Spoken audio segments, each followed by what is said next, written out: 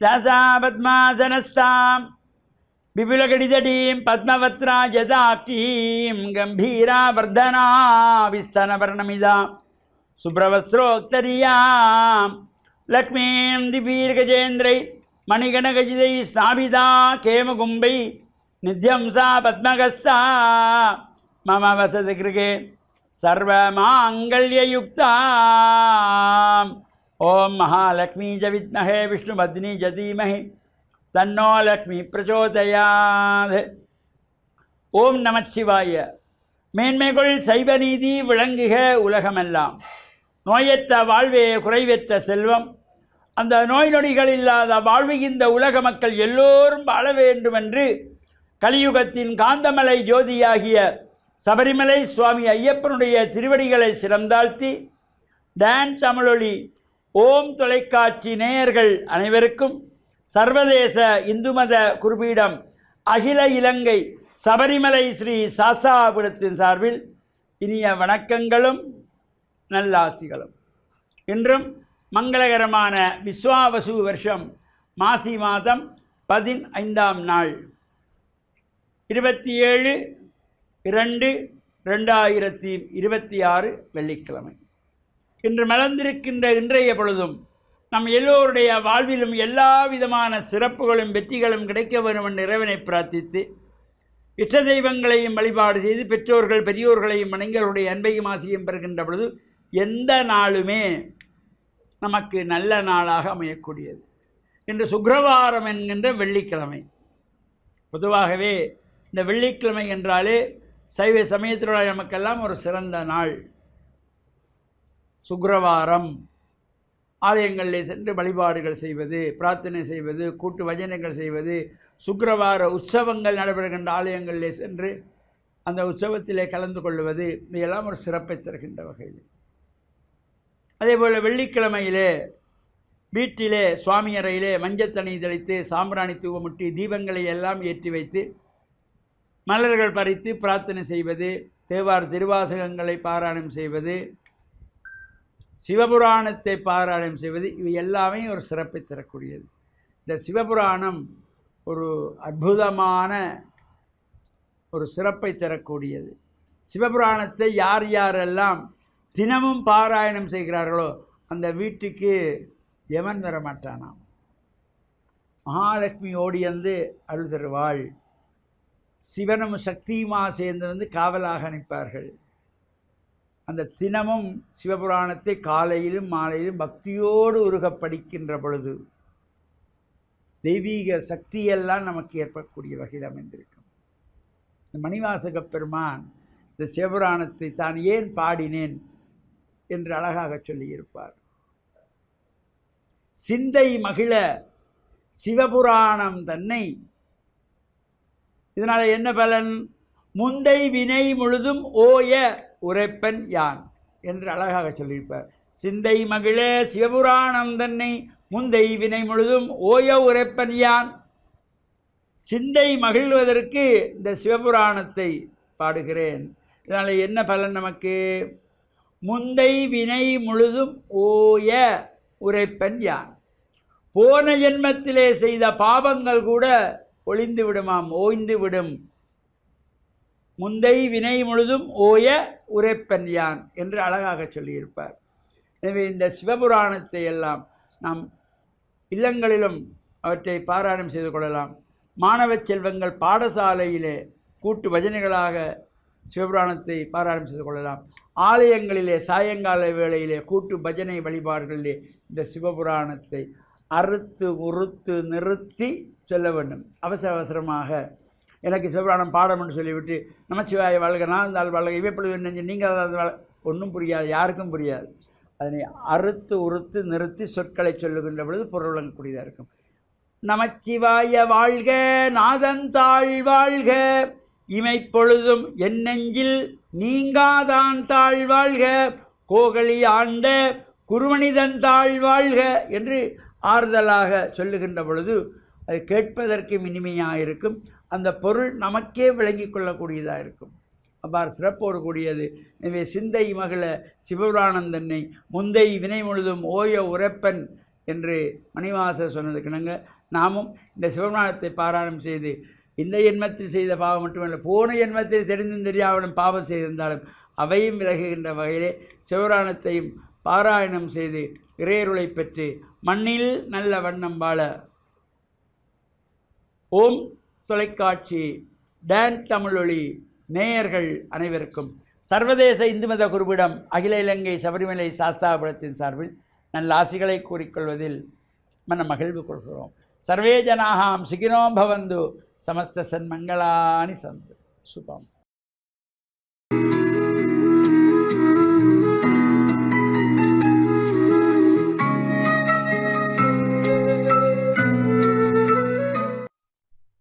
இறை இயேசுவில் என் அன்பு நெஞ்சங்களே, கிறிஸ்தவ நற்சிந்தனை வேளையில் உங்களை சந்திப்பதிலே எனக்கு மிக்க மகிழ்ச்சி.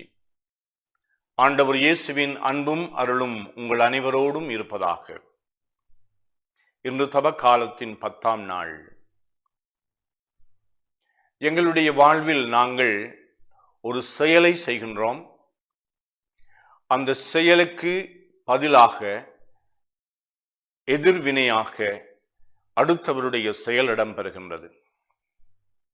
அடுத்தவர்கள் எங்களை ஏசினால், பேசினால், எங்களை பற்றி குறை கூறினால், உடனடியாக நாங்களும் அவர்களை பற்றி குறை கூறுகின்றவர்களாக அல்லது எங்களுடைய கோபத்தை தாக்குகின்றவர்களாக அந்த எதிர்வினையிலே நாங்கள் ஈடுபடுகின்றோம்.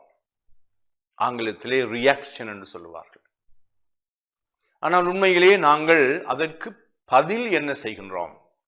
ரெஸ்பான்ஸ் என்று சொல்லுவார்கள். பதில் என்று சொல்லுகின்ற பொழுது எங்களுடைய புத்தியும் எங்களுடைய உணர்வுகளும் எங்களை ஆளுகின்ற ஒரு தன்மையிலே இருந்து, நல்ல நிலையிலே இருந்து நாங்கள் சரியான பதிலை கொடுக்க வேண்டும். அப்படி சரியான பதிலை நாங்கள் நிதானமாகவும் விவேகத்தோடும் பொறுமையோடும் நாங்கள் கொடுக்கின்ற பொழுது எங்களுடைய உறவு கட்டி காக்கப்படுகின்றது. தூர நோக்கோடு நாங்கள் பயணித்துக் கொண்டிருப்போம். இந்த உறவுகள் திடீரென்று உடைந்து போகாது. அதனால் இயேசு சொல்லுகின்றார், நாங்கள் சினம் கொள்ளுவது எங்களுடைய வாழ்வில் பல எதிர்மறையான தாக்கங்களை ஏற்படுத்தும் என்று சொல்லி, அடுத்தவரை பார்த்து நீ அறிவிலி, அடுத்தவரை பார்த்து நீ என்று சொல்லி அப்படி இப்படி என்று நாங்கள் அவர்களை திட்டுகின்ற பொழுது, அவர்களை காயப்படுத்துகின்ற பொழுது எங்களுடைய சொல்லு, எங்களுடைய வார்த்தை எங்களுடைய உள்ளத்தின் ஆழத்திலே இருந்துதான் அது வரும்.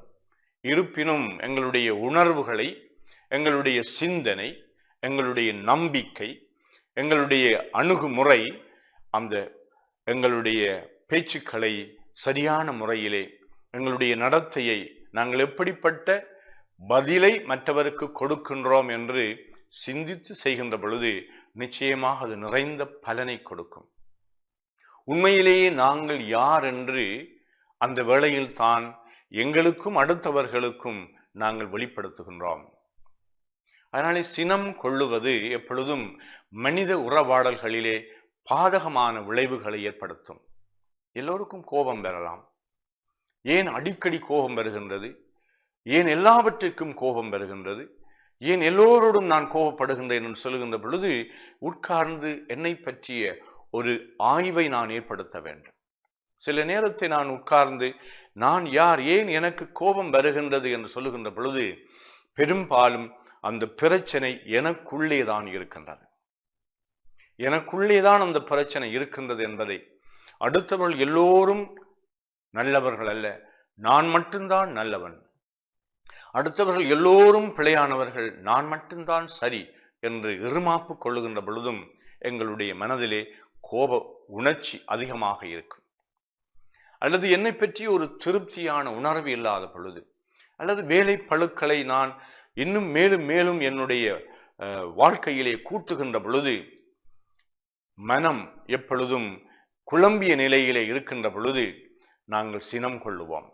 ஆகையினாலே எங்களுடைய வாழ்வை இந்த தவ காலத்திலே ஆய்ந்து பார்த்து எங்கெங்கு எங்களுடைய வாழ்க்கையிலே நாங்கள் சரி செய்ய வேண்டும், என்னுடைய வாழ்க்கையிலே நான் எப்படி என்னை மெருகூட்ட வேண்டும், எவ்வளவு தூரம் நான் பொறுமையாக இருக்க கற்றுக்கொள்வேன், எவ்வளவு தூரம் நான் அமைதியோடு சில விடயங்களை ஏற்றுக்கொள்வதற்கு கற்றுக்கொள்ள வேண்டும்.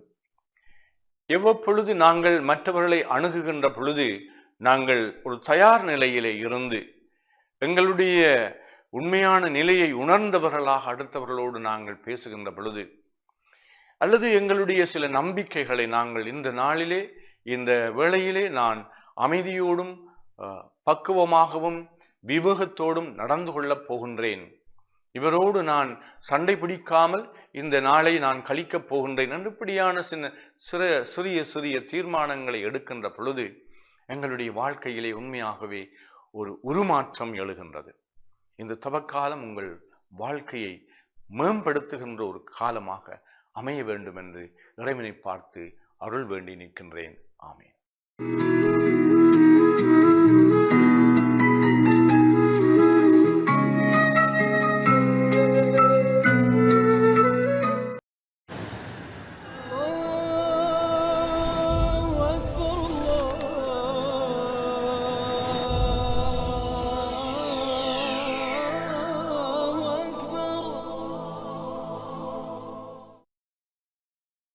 அஸ்ஸலாமு அலைக்கும் வரஹ்மத்துல்லாஹி வபரகாத்துஹு. நஹ்மதுஹு வ நுஸல்லி அலா ரசூலிஹில் கரீம். அம்மா பஅத்.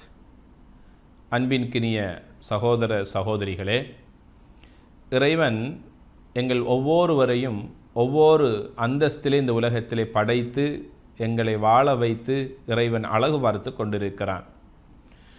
எங்களுக்கென்று தனித்தனியான அந்தஸ்துக்களை இறைவன் தந்திருக்கிறான். எங்களுக்கு என்ன அந்தஸ்து கிடைத்திருக்கிறதோ, எந்த அருட்கொடை கிடைத்திருக்கிறதோ அதை நினைத்து நான் இறைவனுக்கு நன்றி செலுத்த வேண்டுமே ஒழிய, எனக்கு மேலால் உயர்ந்து வாழக்கூடிய மனிதர்களை பார்த்து நான் பொறாமைப்படக்கூடாது. பொறாமையை இஸ்லாம் வன்மையாக கண்டிக்கிறது, தடை செய்திருக்கிறது. அதே நேரத்தில் மற்றவருடைய குறைகளை பற்றி பேசுவதையும் இஸ்லாம் தடை செய்திருக்கிறது. இது பற்றி நபிகள் நாயகம் ஸல்லல்லாஹு அலைஹி வஸல்லம் அவர்களிடத்தில் கேட்கப்படுகிறது. ஒருவன் மற்றவனுக்கு கொடுக்கப்பட்ட ஆற்றல்களை, திறமைகளை, செல்வங்களை பார்த்து ஒருவன் பொறாமைப்படுகின்றான் என்றால் அவனுடைய ஈமான் என்கின்ற இறை விசுவாசம் அப்படியே கருகி விடுகிறது என்று சொன்னார்கள். ஒரு அழகிய உதாரணத்தை சொன்னார்கள்.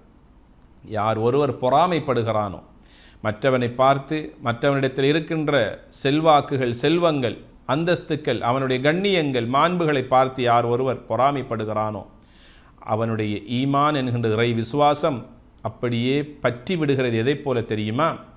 ஒரு விறகு பற்றி எரிந்து எவ்வாறு அது கடைசியில் சாம்பராகி விடுகிறதோ, இதே போன்று மனிதனுடைய உள்ளத்தில் இருக்கின்ற இறைவனுடைய ஈமான் என்கின்ற அந்த பிரகாசம் அப்படியே எரிந்து சாம்பராகி விடுகிறது என்று நபிகள் நாயகம் ஸல்லல்லாஹு அலைஹி வஸல்லம் அவர்கள் சொல்லித் தருகிறார்கள். பொறாமைப்படக்கூடாது. பொறாமை என்பது ஒரு இழிவான ஒரு செயலாகும். அந்த பொறாமையின் காரணமாகத்தான் மனிதன் மற்றவனை வீழ்த்த பார்க்கிறான். உயர்ந்தவர்களை தாழ்த்த பார்க்கிறார்கள். சிரித்தவர்களை அளவைக்க பார்க்கிறார்கள். இந்த பொறாமையின் காரணமாகத்தான் இன்று சமூகம் மட்டுமல்ல, நாடுகளும் கண்டங்களும் இன்று பிரிந்து வாழக்கூடிய அளவுக்கு இன்று ஆதிக்கம் செலுத்தக்கூடிய ஒரு கெட்ட பண்பு ஒன்று இருக்கும் என்றால் அது பொறாமையாக இருக்கிறது. பொறாமை யாரிடத்தில் தான் இல்லை?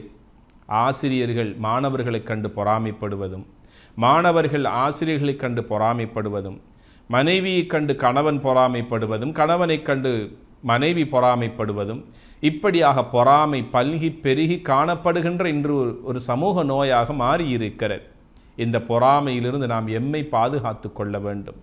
யார் எப்போது என்னை பார்த்து பொறாமைப்படுகிறார்கள் என்றே எமக்கு தெரியாது. அல்லாஹின் தூதர் முஹம்மது ஸல்லல்லாஹு அலைஹி வஸல்லம் சொன்னார்கள், காலை நேரத்தில் குல் அஊது பிரப்பில் ஃபலக், குல் அஊது பிரப்பின் நாஸ், குல் ஹுவல்லாஹு அஹத். இந்த இறைவனுடைய வசனங்களை யார் ஒருவர் காலை நேரத்திலே ஓதிக்கொள்கிறாரோ, பாராயணம் செய்கிறாரோ, எல்லா விதமான பொறாமைக்காரர்களுடைய பொறாமையின் தீங்கிலிருந்தும் பொறாமையின் பார்வையிலிருந்தும் இவர்களை அல்லாஹ் பாதுகாப்பதற்கு இது ஒரு அரணாக, கேடயமாக அமையும் என்பதனை நபிகள் நாயகம் ஸல்லல்லாஹு அலைஹி வஸல்லம் அவர்கள் சொல்லித் தருகிறார்கள். பொறாமையின் காரணமாக எங்களுடைய ஈமானை, இறை விசுவாசத்தை நாம் இழந்து கொண்டிருக்கிறோம். பொறாமைப்படக்கூடாது. இறைவன் தந்த அருட்செல்வங்கள் எங்களுக்கு எதுவோ அதை நினைத்து நாம் பெருமிதம் அடைந்து கொள்ள வேண்டும். அந்த இறைவனுக்கு நன்றி செலுத்த வேண்டும். இறைவன் கூறுகிறான், நான் தந்த அருட்செல்வங்களை நினைத்து நீ எனக்கு நன்றி செலுத்தினால் நான் இன்னும் உனக்கு என்னுடைய அருட்கடாட்சங்களை அள்ளித்தருவேன் என்று இறைவன் கூறுகிறான். பொறாமைப்படுவதற்கு இஸ்லாம் அனுமதி அளிக்கவில்லை. பொறாமைப்படுவதற்கு இஸ்லாம் இரண்டு மனிதர்களை பார்த்துத்தான் பொறாமையை இஸ்லாம் அனுமதித்திருக்கிறது. அந்த 2 பேரை மாத்திரம் வைத்து நீ பொறாமைப்பட்டுக்கொள். அந்த 2 மனிதர்கள் ஒருவர் யார் தெரியுமா?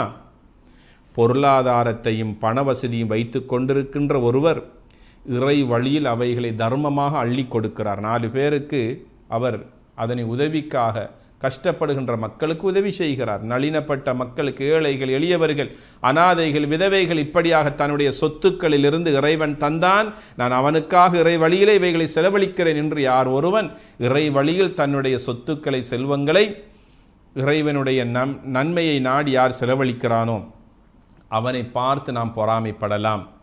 ஏன் இவனுக்கு மட்டுமா சொத்துக்கள், செல்வங்கள் இருக்கிறது? எனக்கும் தான் இருக்கிறது, நானும் இவனைப் போல செலவழிக்க முடியுமே என்று அவனை பார்த்து பொறாமைப்பட்டு இவனும் இறை வழியிலே செலவழிப்பதற்கு இஸ்லாம் இந்த பொறாமை அனுமதித்திருக்கிறது. இது இஸ்லாம் அனுமதித்த முதலாவது பொறாமை அனுமதியாகும். 2வது, பரிசுத்தமான அல் குர்ஆனை நாளாந்தம் ஓதுகின்ற மனிதனை பார்த்து நானும் அவனை போன்று ஓத வேண்டும், இறைவனுடைய மார்க்கத்தை விளங்க வேண்டும் என்று பொறாமைப்படுகின்ற மனிதனையும் இஸ்லாம் அனுமதித்திருக்கிறது. இந்த 2 மனிதர்களை தவிர 3வது பொறாமை இஸ்லாம் வன்மையாக கண்டிக்கிறது. பொறாமைப்படாதீர்கள், உங்களுடைய இறை விசுவாசம் என்கின்ற ஈமானை நீங்கள் இழந்து விடுவீர்கள் என இஸ்லாம் எங்களை பார்த்து கண்டிக்கிறது. எனவே நம்முடைய உள்ளத்தை பரிசுத்தப்படுத்துவோமாக. எல்லாம் வல்ல இறைவனின் அன்பையும் அருளையும் பெறுவோமாக. வஸ்ஸலாமு அலைக்கும் வரஹ்மத்துல்லாஹி வபரகாத்துஹு.